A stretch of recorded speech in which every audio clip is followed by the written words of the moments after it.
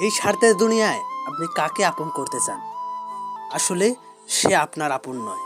কারণ সে আপনার আপন হলে আপনার টাকা বলে আজ এত কিছু করতো না, এত কিছু আপনার করতো না। আপনি টাকা দেওয়া বন্ধ করুন, টাকা রোজগার করা বন্ধ করুন, দেখবেন আপনার এই স্বার্থের দুনিয়ায় কেউ আপনার পাশে দাঁড়াবে না এবং আপনাকে উৎসাহ দেবে না।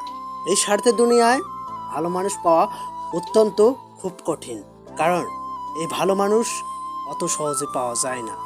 যদি পান, হাজারে শতকরা একটা পাবেন। আর পেতে হলে আপনাকে কিছু তাকে পরীক্ষা করে দেখতে হবে যে আসলে সে স্বার্থের দুনিয়ার মানুষ কি না।